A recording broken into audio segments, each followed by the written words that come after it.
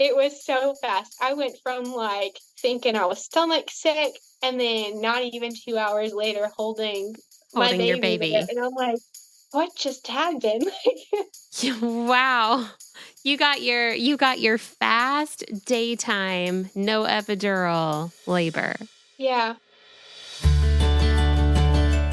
Hi, I'm Kayla Heater, follower of Jesus, wife and mother of 5 children, Christian childbirth educator and doula, and your host of the Surrendered Birth Stories podcast, where we share God-centered birth stories, evidence-based birth education, and our pursuit of surrendering our birth plans to God.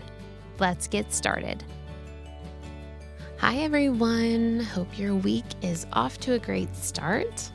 I'm actually recording this intro a little bit early because we have a big weekend planned and we are celebrating our baby's first birthday. Indiana is turning 1. Actually, he already turned 1, but we are celebrating it this weekend, and I'm excited. Friends and family coming to town, all the grandparents, we'll do the cake smashing, and it's going to be great. We're doing like a breakfast bar and a coffee bar and giving him like a pumpkin muffin cake. So we have figured out he's allergic to dairy and eggs, unfortunately. Hopefully he grows out of them, but I'm excited to see him smash his pumpkin muffin cake that I'm going to make him. So we are getting ready for that. So I'm recording this a little bit early because I've got a big to-do list to get ready for that party. But he's really sweet. Gosh, 1-year-olds, man, that is such a milestone. He's crawling, he's waving, he's clapping. He's also teething, which is not so great, and biting me specifically while he's trying to eat. But we love him. He's just so sweet, and his siblings all still absolutely adore him and are completely obsessed with him here a year later, as we all are. So happy birthday, Indiana. You are loved. Okay, I haven't talked to you about this in a little bit, but reviews. You guys, when you leave reviews, not only does it encourage me personally to keep going and that this is making a difference, but I feel like it does for other people as well. And when you leave a written review, it makes this podcast more visible to other people. So it'll pop up on their recommended shows. And a lot of times people just don't know, that this podcast exists. So it means a lot for us if you leave a review. It means a lot for us if you share this podcast with somebody, especially if you enjoyed a particular episode. Just go ahead and send it to your friend or somebody you know who might benefit from it. But I'm going to go ahead and read a review because I haven't done that in a little bit. This is from Victoria. She says, Jesus at the center. I have listened to many birth podcasts over the years while prepping for my own. I also consume it when I'm not pregnant. I'm kind of a birth connoisseur, you could say. Out of all the different ones, Surrendered Birth Stories is my favorite. The vulnerability of Kayla and her guests is felt and appreciated. No matter how joyful or difficult the story, it always gets pointed back to God, something that isn't often done in our culture. Highest praises for the bravery and heart it takes to share this content with the world. Thank you, Victoria. Thank you for leaving that review. Those words mean so much and truly are motivating, for my husband and I to keep doing this week in and week out. Also, I wanted to note that our November birth class still has a few spots open that we would love to fill up. So if you or somebody you know is local-ish to the Triad of North Carolina, and you're having a baby or they're having a baby in, let's say, maybe end of December, January, February, March, please send them our way. We would love to have them join our November birth class. And if you just want to reach out to me, info's in the show notes. You can send me a message on Instagram or send me an email through the website. However you want to do it, just let me know. We would love, love, love to have you in our class. We still have a couple spots open that we would love to fill. Okay, now for this week's episode. How much change can you handle in a matter of a few months?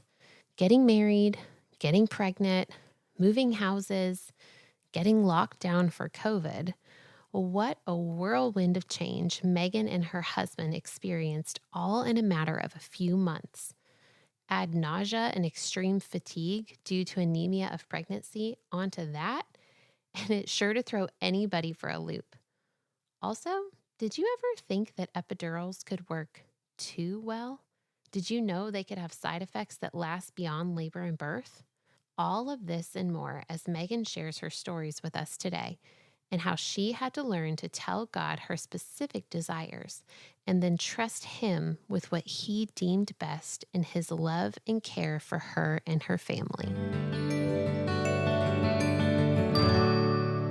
Welcome to another episode of Surrendered Birth Stories. I am your host, Kayla Heater, and I have Meghan with me today. And that's fun. Meghan is my sister's name, spelled differently, no H, but still very familiar. Why don't you go ahead and introduce yourself, tell us about you and your life, and give us just a glimpse into what your life is like. Alrighty, yeah. So my name is Meghan Dougherty. I am a stay-at-home mom of two. I have a 4-year-old little girl. She just turned 4 in July, and then I have a 2-year-old little boy who just turned 2 in August. So very close birthdays.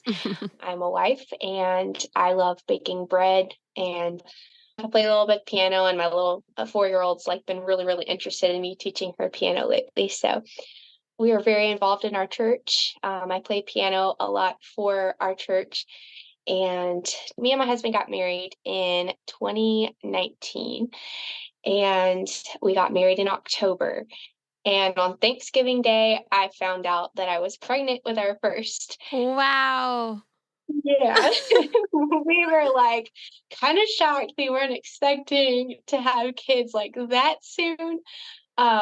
So we were like, okay, this is a really big change in plans. We were expecting to kind of wait like maybe a year, like half a year was like our minimum kind of thing that we were thinking about. But yeah, I ended up feeling like really nauseous there for a little while, and I was like, okay, just something is not right. So I ended up taking a test, and sure enough, it was a bright 2 lines the first first time I took it. And my husband, like, he was leaning on the door frame, like, okay, we're parents, like we signed up for it.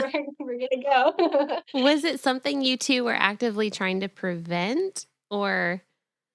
No, we were just kind of like, we were willing, like, and receptive of whatever, the Lord had for us. We just kind of had like a mindset, like, if we really wanted to, like, we could wait, like 6 months to a year or whatever. Like, it probably would have been the smartest financially, newly married young people. And, but we were like, at the same time, like, we're not against it. Like, I was already going to be a stay-at-home mom anyways. Like, I was going to stay at home. So, just like, give me something to do, you know? Well, you definitely had something to do then. Oh, yes, for sure. So then, as you know, March of 2020 hit, and we were married for like 4 months, and then COVID happened, and we were like quarantined, locked in, like, okay, like dealing with all the nausea and all of that stuff was great. Like, we had one vehicle. I couldn't go anywhere, so I was, like, locked in this little house, like this little dark dungeon, sick of the dog, and I moved away from, like, 2 hours away from my family. His family is, like, 5 hours away, and I was like, "What am I doing?" Were you like throwing up constantly and stuff, or? I never once threw up with either of my pregnancies, but I constantly felt like I had to. Felt Like, I even nauseous? tried to force myself, and I could not. That's almost worse to me. Like, I'd just rather get, like, the Right. 10 seconds of relief The 10-second afterwards. relief. Right. Yeah. But, I ended up finding out later on, like, I didn't know at the time, but we scheduled, appointments, obviously with my OB and everything, and, baby was doing great. We were super excited, and I found out later on, like, at the end of pregnancy, I was anemic the whole time. And I don't know why that never really came up. Like, I was really confused for a while because I was like, why am I just so exhausted? Like, I understand growing a whole baby is exhausting, Right. but like, this was next level. Like, I would sleep until 9 o'clock and be done for the day by like 11 or 12. And I was like, I cannot function. So, thankfully, I guess it wasn't as bad for them to be like super concerned to where they were like, this could be, really hazardous when you have a baby. But it really took a toll. So I was super sick, like, just super tired the whole pregnancy. And on July 31st, we ended up having our first little girl, Scarlett, and I went in the hospital.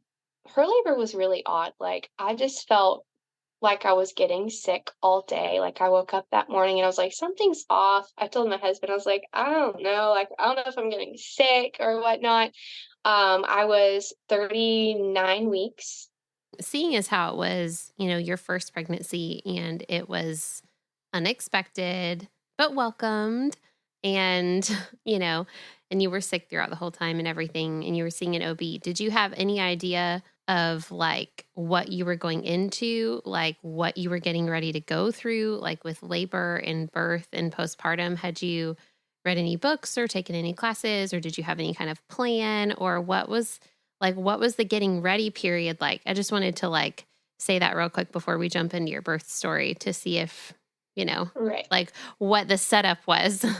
So no, I was absolutely clueless. Like, I never had one doctor, like the same doctor the whole time. I had somebody different every single time that I went in for an appointment. And so at that point, it was like, like, I don't know, it was just so weird. Like, 2020, when I went in for all my OB appointments, everybody was extremely paranoid, like really standoffish, just like basically, we want to get this appointment done, over with, make sure you're good and you're healthy, and like send you right on out because we don't want anybody in here longer than they need to be. It wasn't ever personal, like with anyone. And like, I definitely had no idea what I was really getting myself into. I had no preparation goals. I was just like, well, firstborn, I guess we'll just see how this goes and like make decisions as we go along. And my husband was just like, all right, well, I'm here for you, whatever you need, I'll stand up for you on whatever. So we just went into it like knowing nothing. And looking back now, like, I totally wish I was way more prepared. It Yeah. was crazy, but I mean, I couldn't even have, thankfully at the moment, I was able to have my husband go in like when I actually had her. But there for a while, the hospital was so strict that they were even talking about not letting your plus one or your spouse go in with you to labor. And that was scary. I already don't really know what I'm doing. And if my husband can't even go in with me, that was like really terrifying. So 2020 was like the craziest year. And I mean, I know it was craziest year for everybody, but being pregnant on top of just getting married too. Yeah, that is like a lot of change all at once. Marriage, pregnancy, COVID, life. Yeah, that's a lot. Oh yeah, it was a lot. And obviously just going through all the changes all at once, I guess was probably also a very good excuse for not being able to be as prepared as I wanted to be. Just we were just so busy, like just trying to prepare for everything that had, already taken place, like getting established after being married, and moving into this new house and just, all kinds of stuff. So we were like, Well, it happened so fast. Were you working in any capacity like during that pregnancy at all? no, my husband and I had talked about it, but after I was just, really nauseous and like super, super fatigued, I was like, there's no way I could stand up for over 4 hours Yeah. and work the job. Like, I would be Yeah. fired on the spot. Yeah. So we're walking into this labor. I don't want to say naive, but maybe just Oh, yeah. okay, naive. um, and And so what does it go like then? How does it start? And when does it start and all the goods? All right. So that morning on the 31st of July, I was, let's see, 39, no, 38 and 6 on that day. So I woke up one morning and I just told my husband, I was like, I feel really off. I feel sick. I really hope that I'm not getting something or getting, Rona right before I'm about to go into labor soon. Like that would really stink. So he was like, all right, well, he was like, I've got some extra time off work. I'll take the day off and we'll just make sure to, make sure this is in early labor or whatever. So went through the day and took a nap. And like when I got up at like, I think it was 4 o'clock, I was like, okay, I think I'm feeling a little better. And as soon as I stood up off the bed, a contraction hit. And I was like, okay, I'm thinking this might be something. Mm-hmm. And so it was really slow. I honestly do not have all my timed contractions from that one, but we were timing it, and I believe it was like 15 minutes apart and 20 minutes. And it was just like, very sporadic, really tolerable. So I was like, okay, well, we're going to be laboring for quite a while. So I told him, I said, I don't want to labor in the hospital any longer than I have to. So let's just stay home.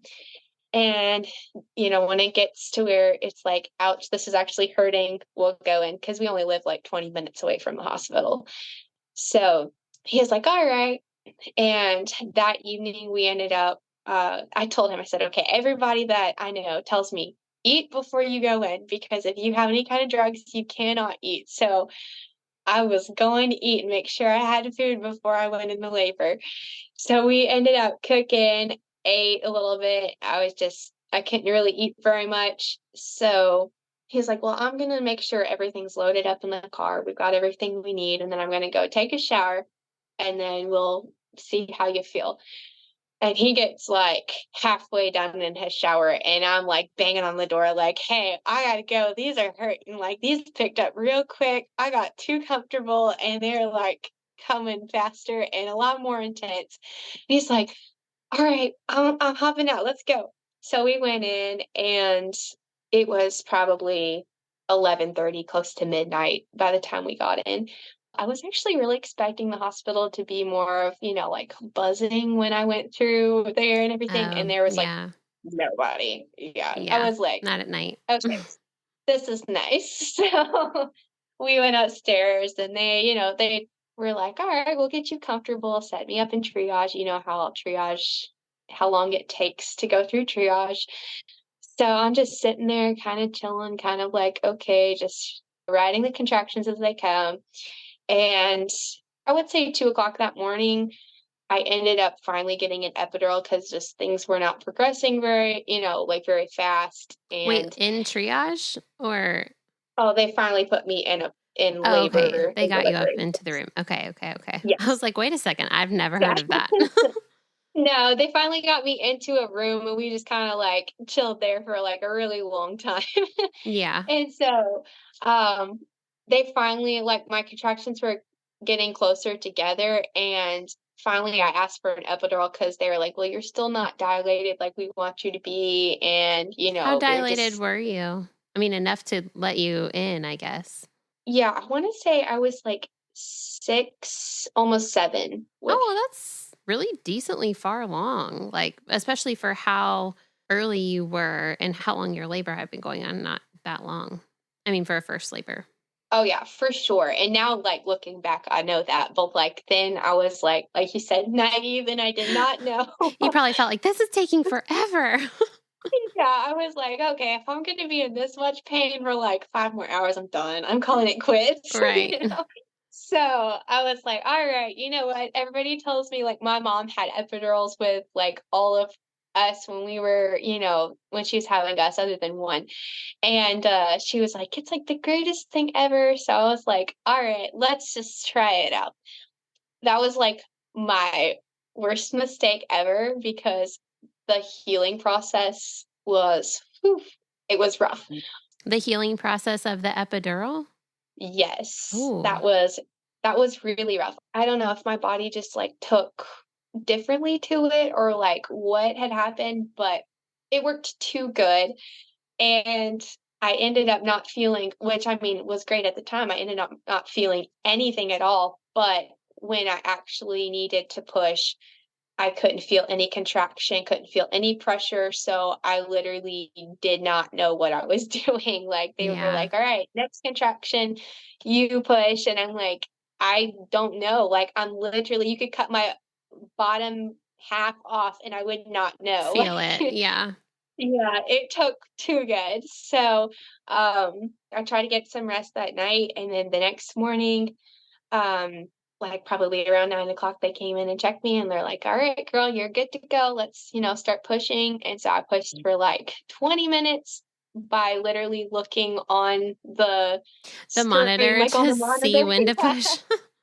Yeah, and so, I only pushed for, like, 20 minutes, and then she was born, and, I mean, it was pretty I guess you could say pretty uncomplicated, like, everything just kinda took its time and, just kinda was smoothly going through, and, she was born at 9:21 that next morning, and she was, like, 7 pounds, so she was, like, super tiny for me, like, I was not Yeah. expecting to have that small of a baby.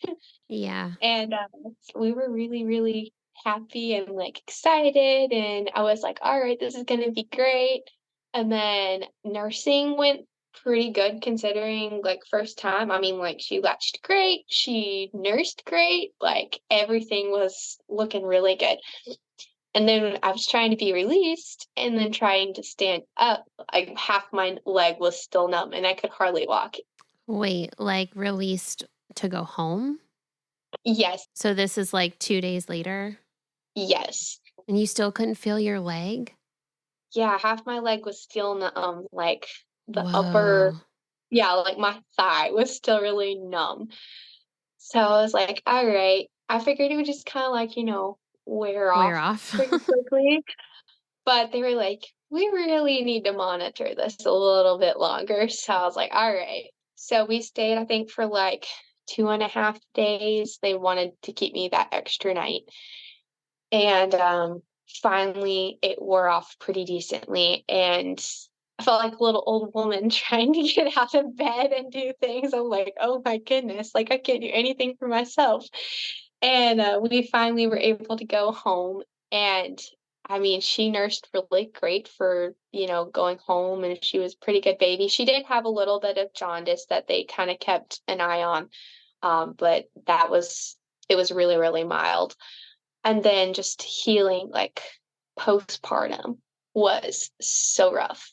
My back killed me, my hips killed me, like, like, I've heard a lot of people say that when they get an epidural, they have, like, that twinge when you go to sit down and stand up, and I literally had that for a year after I had her. Wow. And it was just like the first 3 months, I remember, like, not hardly getting any sleep, obviously, sleep-deprived mom, and after, like, I think probably 2 or 3 weeks she was born, she started spitting up, like, really, really badly, and I would nurse her for, like, 45 minutes to an hour, and she'd throw everything back up and just scream and cry, and I told my husband, "This cannot be it. This cannot be motherhood. I don't know what I'm doing, like, I need help here." Like something's wrong. Yeah. Yeah. When she sped up, was she like upset and crying, or was it just like she was fine Oh, and yeah. it just came back up? Okay, so she was like irritated when she was spitting Oh, up. yeah. Yeah, she, like, cried all the time, and I was like, "I don't know what's going on here," so we ended up figuring out she was just a very colicky baby, had very bad acid reflux, and that was pretty much the doctor's, like, insinuation, like, "She just got acid reflux, just try to burp her like this, just try to, like, feed her this way or feed her that way," and I'm like, "No matter what I'm doing, it is not Not working." helping. So, yeah, I ended up having to supplement with her a little bit after she turned 3 months old because I was like, "I can't keep up anymore." I was literally nursing her for, like, an hour and a half sometimes, and she would spit everything back up and just cry again because she was hungry, you know? So, probably after 3 to 4 months when we finally started, like, supplementing her probably after about 4 months. Whew, night and day. She changed, she was such a happy baby, and I'm like, "Alright, we can do this. This is a little bit better," and when she started sleeping better because she was full, then I was actually able to start healing, but those first, like, 3 months especially, I felt horrible. I felt like I was limited to do, like, absolutely everything, and my husband and I both agreed, we were like, we gotta change something whenever we have another kid, like, I can't do this." I told him, I said, "I can't do the hip problems, the back problems, like, I can't do another epidural. We've gotta change something up when we decide to have another kid because I can't Yeah. heal this way with also having more kids." So, Yeah. Right. And with more to do. Do you think so? Did yeah. you guys figure out if it was something in your milk that she was allergic to that was upsetting her so much? I did narrow down a couple things that, like, I would eat, and then it would make her, throw up a little bit more, and so I started avoiding those things, and then looking back now, she's 4 years old, and she's lactose intolerant. Mm, dairy. Yeah, that was probably a really yeah, Yeah. probably a really big factor that we didn't know at the time. Oh, yes. Newborns. Yeah. Do you feel like you had any postpartum depression during that time at all? Or do you feel like it was just like life is hard and we're going to get through this, but it's hard? Yeah, I feel like I probably had a little bit at the time. I think a lot of it just factored in just so many changes in such a short amount of time. And then, like just hormones and, all of it just combined. Like I said, we still only had one vehicle. So, like, I felt like I was kind of just trapped at home all day with like a screaming newborn. And Yeah. I did not know what I was doing. And so, that I probably feel like I did have a lot of postpartum depression that I dealt with because I remember like at times it was like I was standing outside of my body, like, "Put yourself together, like, this is not you, you can do this, like, you're just being extra emotional right now, like, girl, pull yourself together." And so, that was really, really rough at the time, so I feel 100% that I had postpartum depression, and then after I finally started taking, like, better supplements and vitamins and stuff, again, I felt a lot better after that too. Were you able to, or how were you able to lean on the Lord during all that time? During that time, it was just a lot of prayer and a lot of people praying for me. There was a lot of things that the Lord just kinda showed me like, "Hey, this is not in your own strength," but, I needed God's strength to carry me through those times, like, I couldn't do it on my own, and, being a wife itself was all new, and then being a mom as well in such a short amount of time, it felt really overwhelming, so the Lord just showed me like, "Hey, this isn't you to begin with, like, you're trying to do all these things on your own, but if you just trust me and help me or let me help you, things will get better." So, Yeah. yeah, I really, like, I struggled there for a little while in my own personal devotional life because so many things, in family you could just put first and before the Lord. And I had been because, I'm like, "How am I supposed to read my Bible if I've got a screaming newborn the whole time?" Like, Yeah. I would I would choose a shower, unfortunately, I chose a Right. shower that I hadn't showered in 3 days over, sitting down and reading my Bible. Looking back, if I just would have prioritized my time with the Lord. Oh, girl, I would choose sleep usually. Oh, yeah. Whenever you finally get like a little bit of a break in those early days, I think I sleep like trumped everything. Oh, yeah.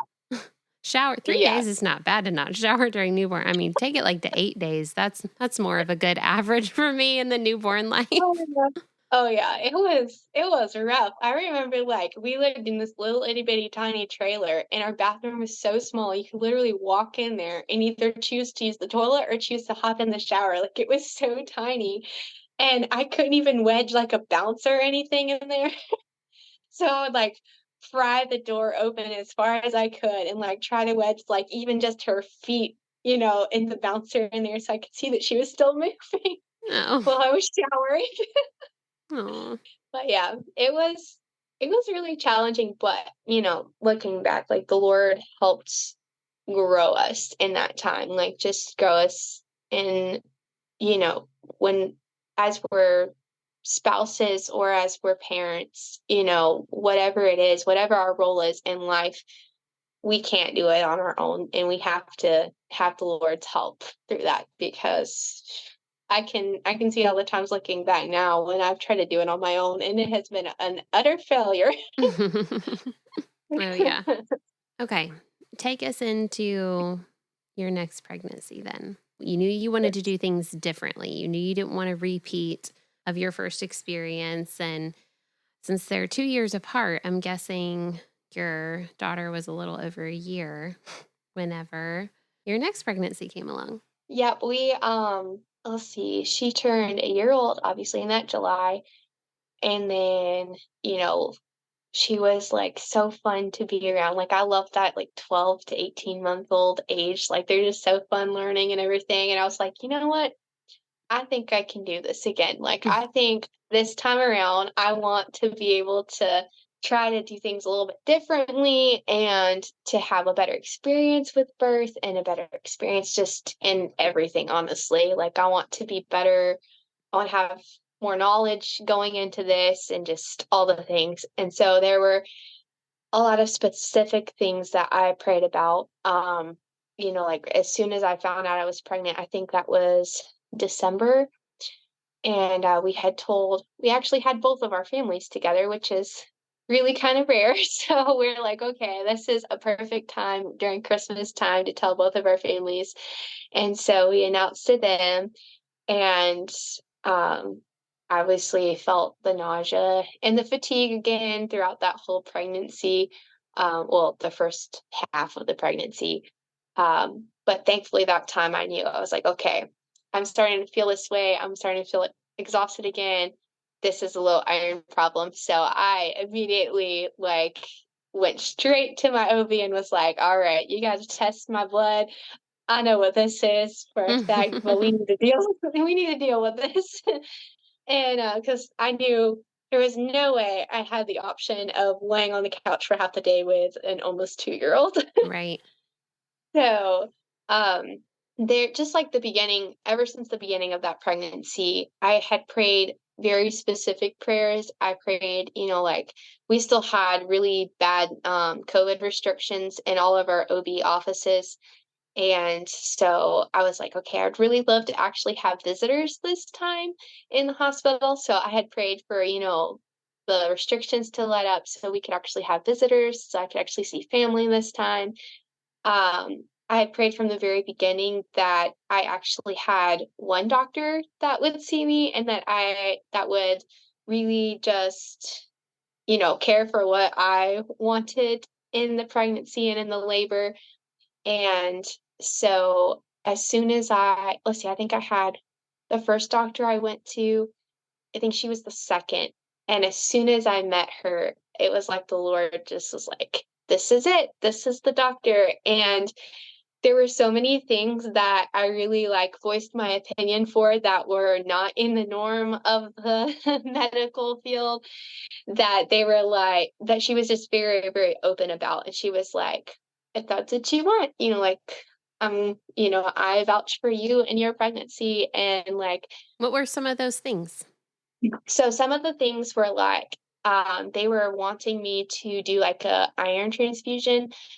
And I told her, I said, well, I really just don't feel comfortable getting an iron transfusion because I really don't know, who I'm getting it from, and I'm pregnant. I don't know how that's going to affect.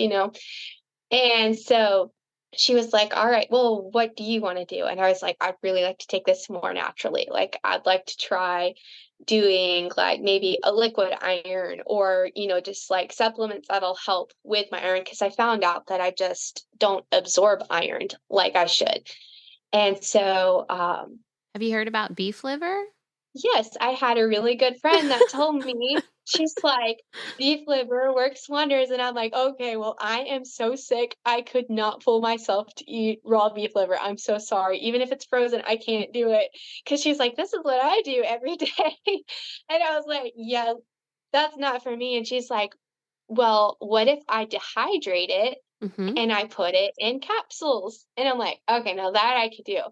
So she would dehydrate beef liver for me and make me beef liver supplements. And oh my goodness, I was so anemic this time around.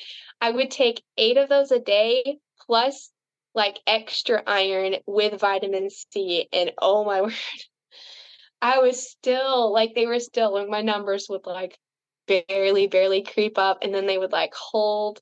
And my doctor's like, we got to work on this a little bit faster. And I'm like, I'm trying. Well, yeah, because like every day of the pregnancy, you're growing more and your blood volume is growing more. So your needs are growing more. And so it's like, it's something that can be helped a lot starting from the beginning and then like increasing, your intake over time. But you probably had a lot of making up for lost time to do.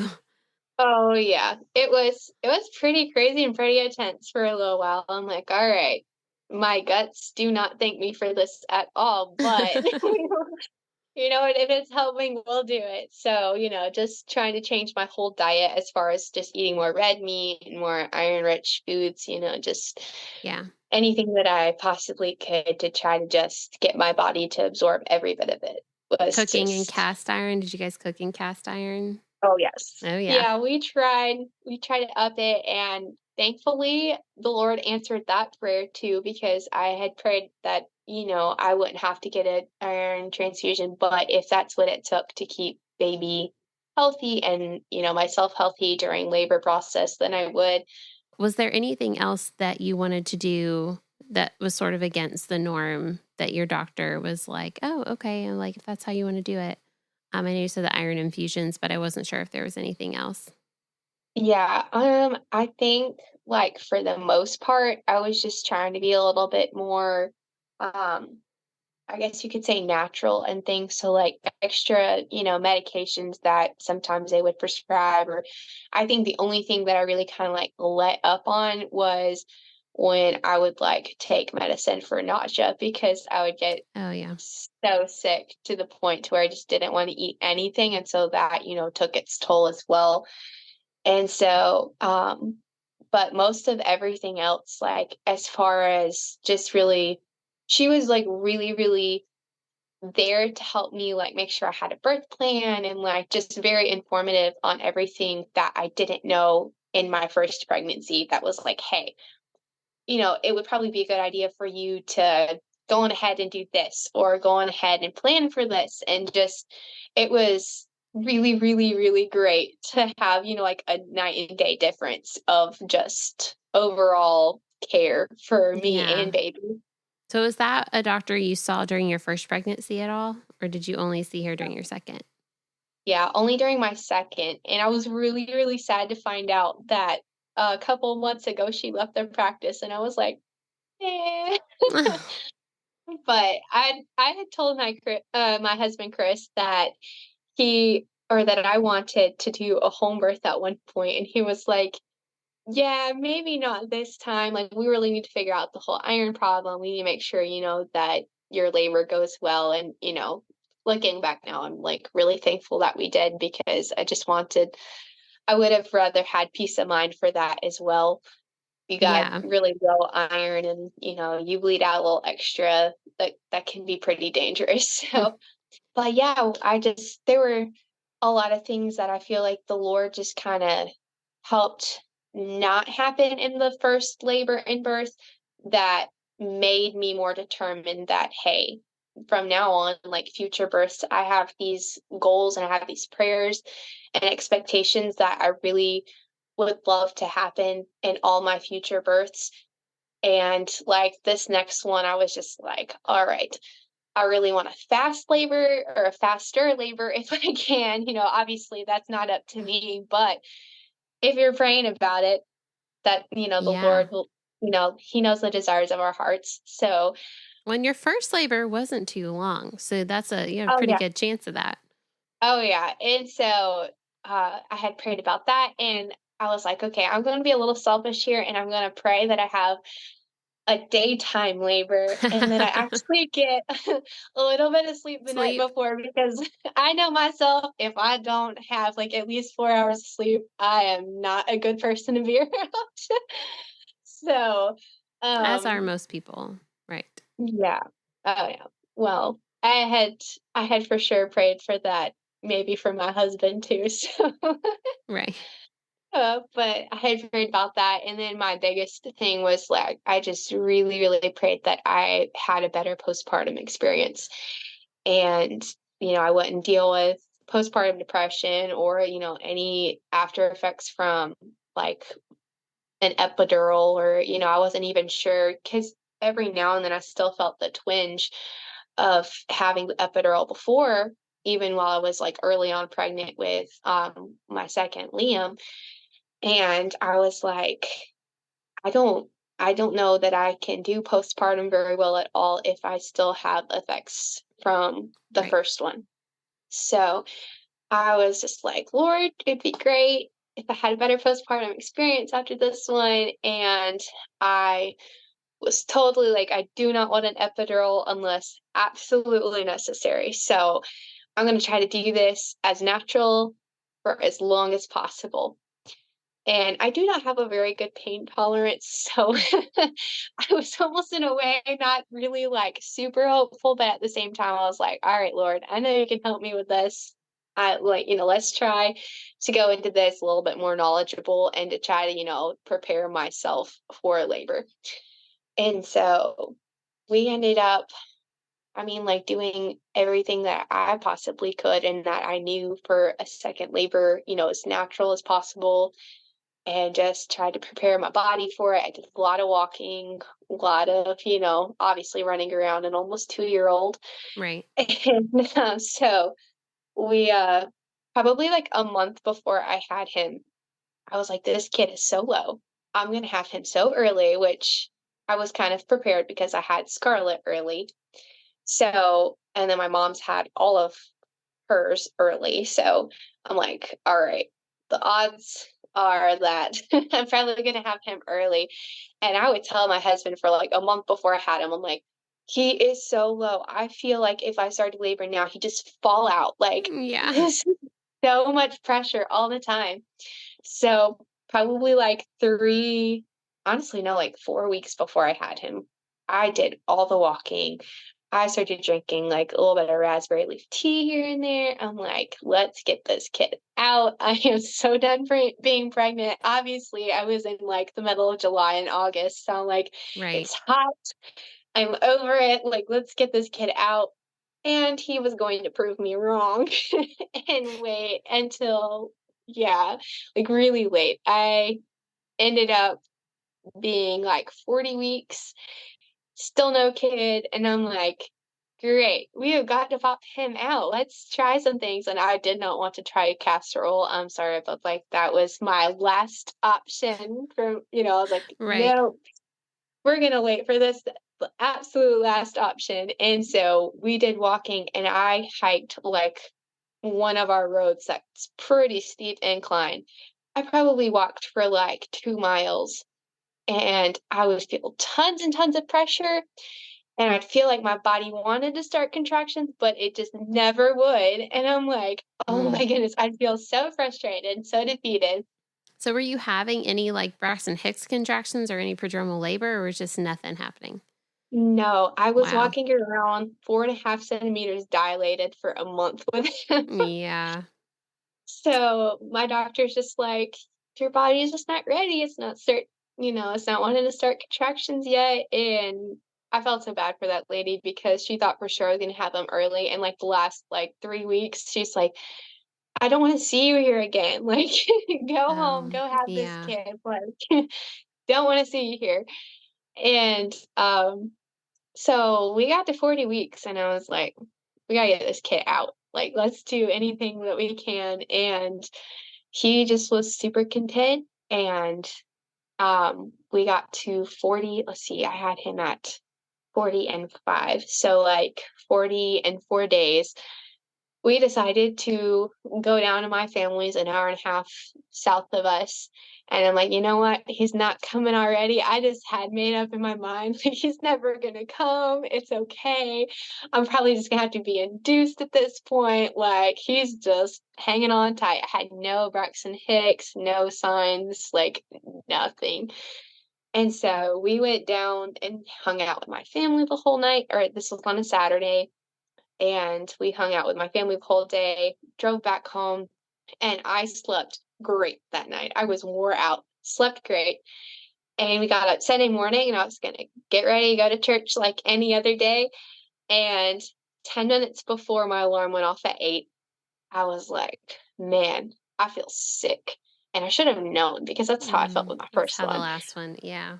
Yeah. But I felt really stomach sick, and like probably 20 minutes later, I told my husband, I said, I feel off. I don't know if I'm going to go to church today. Like, at least not this morning. I'll see about maybe tonight. He's like, well, I think it might be labor. And I was like, no, because I don't feel any contractions. Contraction. Like, I feel fine.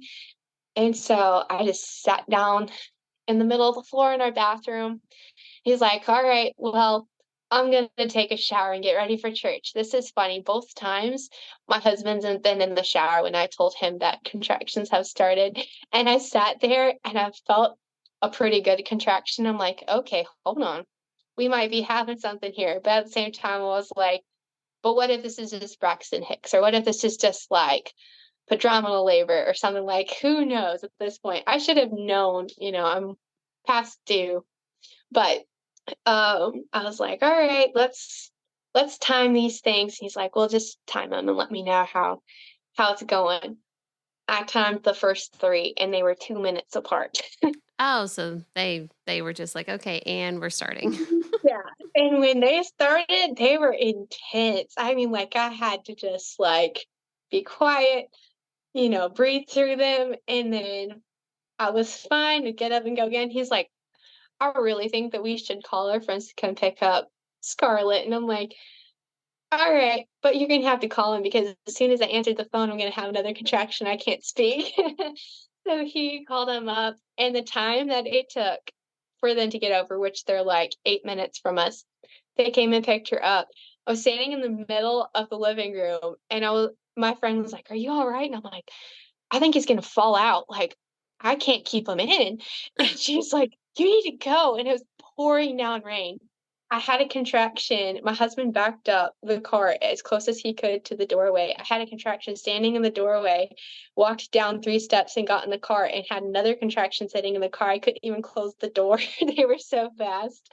So is this all like, I mean, I guess like 15 minutes from when you felt that first contraction? Yeah.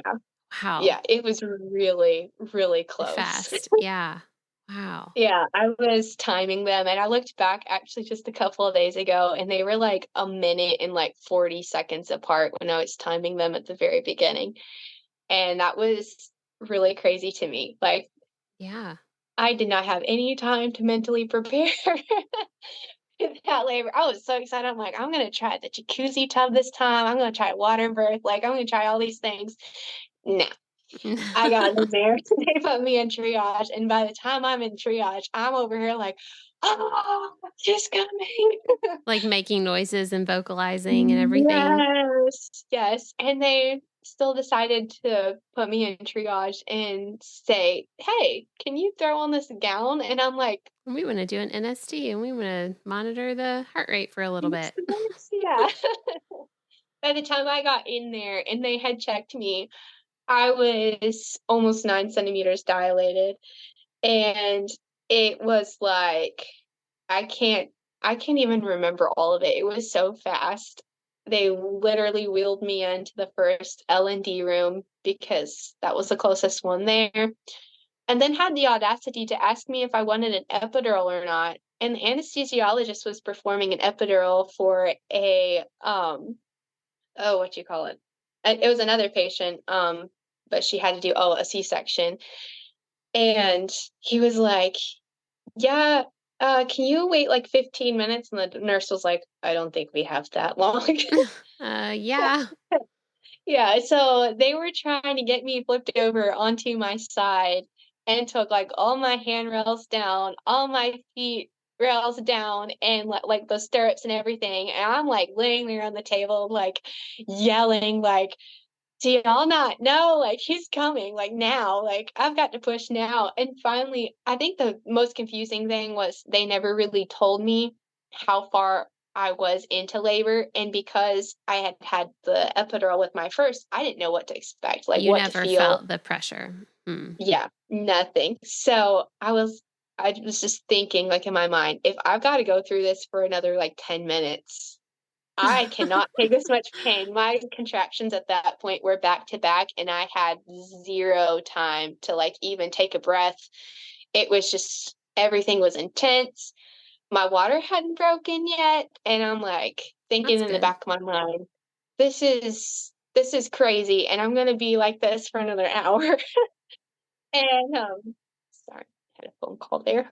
It's okay. Um, but I ended up just really just like laying there and just like, okay, I'm gonna let them give me the cue when I can start pushing, like, let's have this kid. And I knew when they called or when they asked me about an epidural, I knew the very second, there's no way I'm getting one. Like, there's absolutely no way. And the lady was finally like, all right, um, whenever you're ready to push, just say. And I'm like, I gotta push.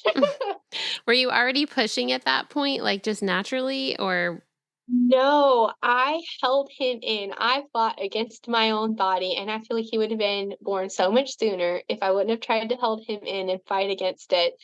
But when they finally said, "All right, you can push," it was like that instant like switch was like, "All right, I'm good to go." They're ready because nobody was there like to right when catch you first baby. got there? Yeah. Yeah, so I was like, "Well, I can't push him now, like, he's gonna fall out," you know? And so when they finally said that and I told him, "I have to push," he was out in one push. Water broke, he was out. He just went flying out, and I was Oh, like, man. "Oh, that is so much better." Right, the relief that And comes after they're yes, out, it was so fast. I went from, like, thinking I was stomach sick, and then not even 2 hours later holding my holding your baby there, baby. and I'm like, "What just happened?" Like, Wow. You got your fast daytime, no epidural labor. yeah, Wow. and looking back, like, if I wouldn't have had him as fast as I had him, they would have given me the epidural. So, it was like God was just planning every single thing that went along, and, if it would have been according to my will, I would have chosen, the pain relief. I would have chosen the epidural because, I just don't handle pain very well. Well, At and you had it before, so you knew, like, the relief that it would Yeah. bring and yeah.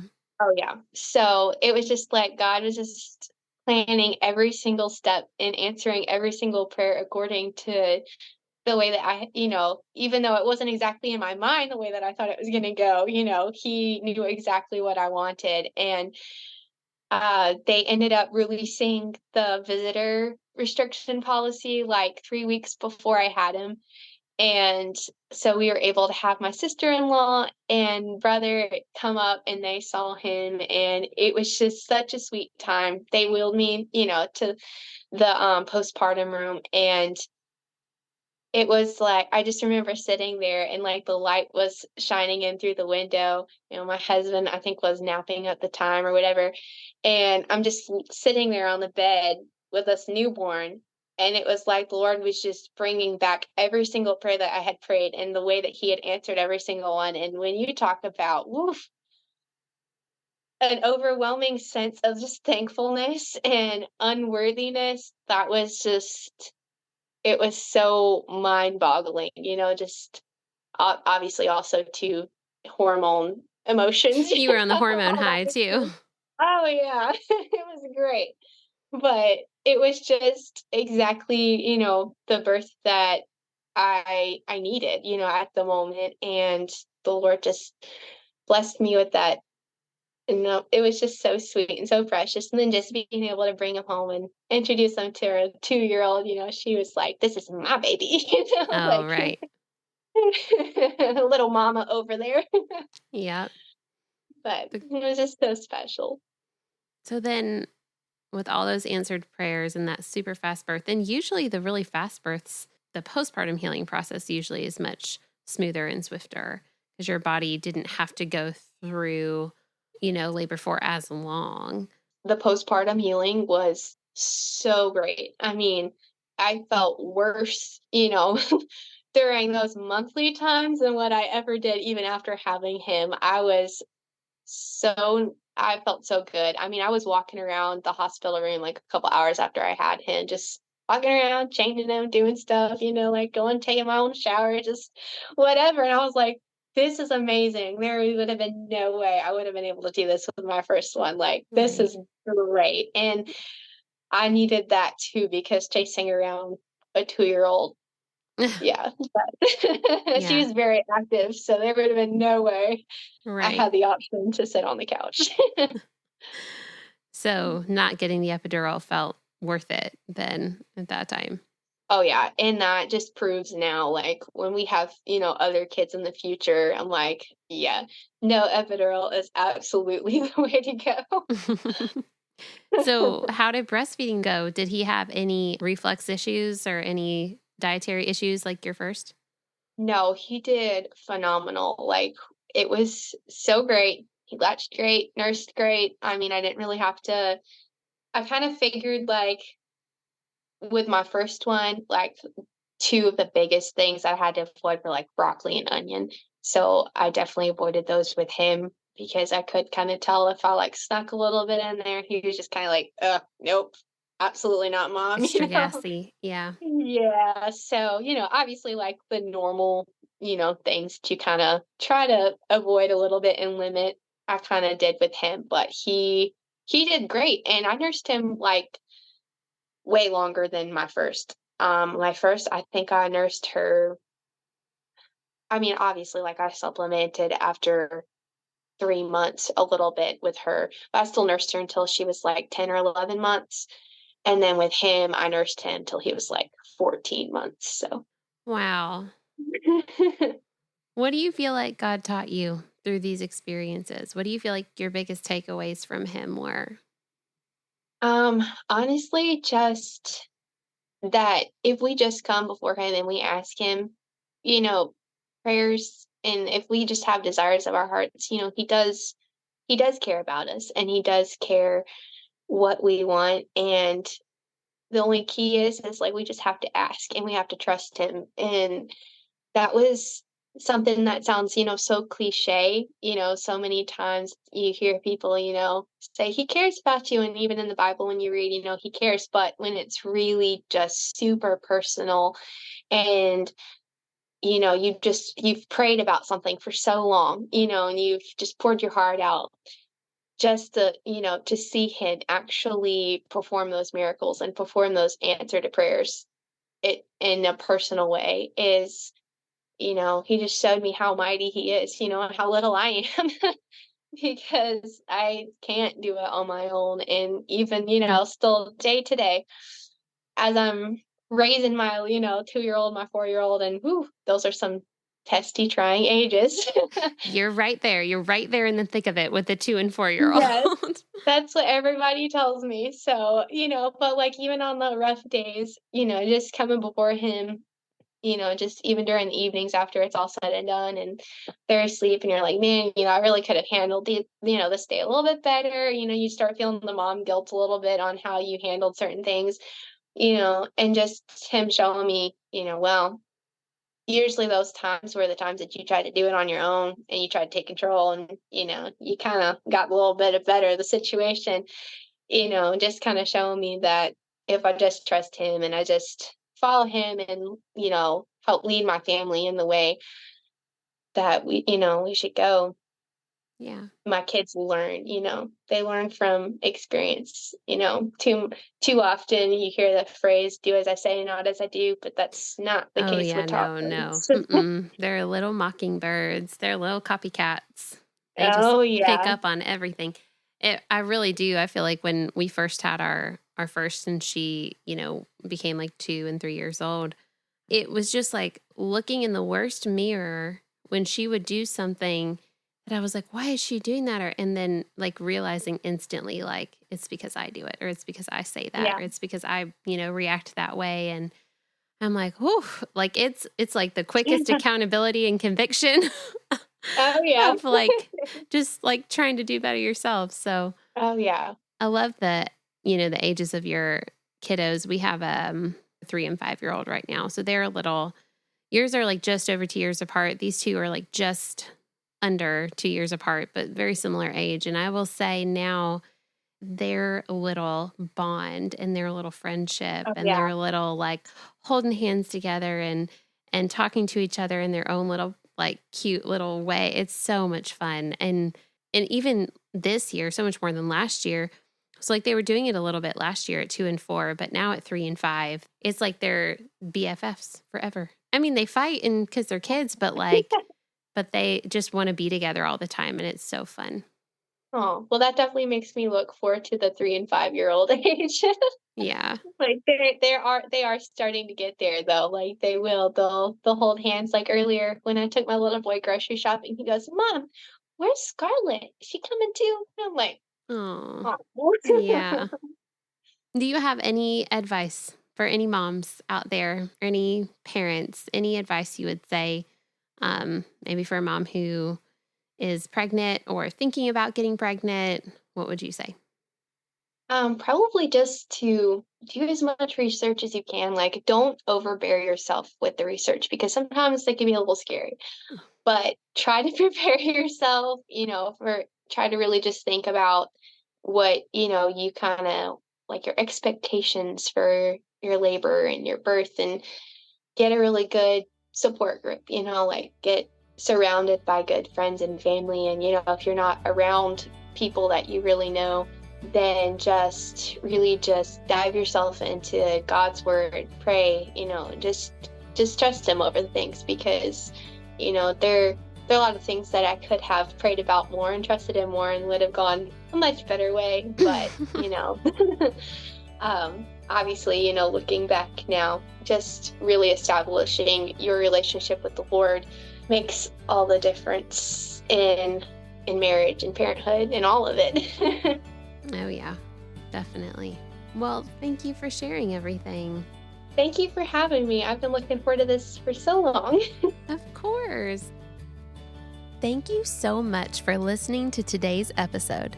You can reach me at Surrendered Birth Services on Instagram or email me at contact@surrenderedbirthservices.com. Be sure not to miss an episode by hitting the follow button. Also, we'd love for you to leave a written review of the show so that more people's births and lives can be changed by the love of Jesus and the empowerment of accurate birth education. If you really enjoyed this episode in particular, please take a screenshot of it and post it to your Instagram story, tagging Surrendered Birth Services. If you would like to be a guest on the Surrendered Birth Stories podcast, please click the link in the episode show notes to fill out your interest form. Also, if you're interested in taking my childbirth classes, birth consultations, or having me as your birth doula, please click on the link in the show notes to take you to my website for online and in-person options. Just as a reminder, this show is not giving medical advice, so please continue to see your personal care provider as needs arise. We hope you have a great week, and remember, learn all that you can, make the best plans, and then leave it in God's hands. So, real quick before we jump back to your story, did your friend really dehydrate the liver and like encapsulate it for you? She did. That is a really, really nice friend. Oh, yeah. So I think you interviewed not too long ago my friend Jenny and John. Yeah. Yeah, I know them, and when she was talking about Crunchy Kim, that would be Crunchy Kim. Ah, Crunchy Kim did it. Okay. That's so funny. Yeah.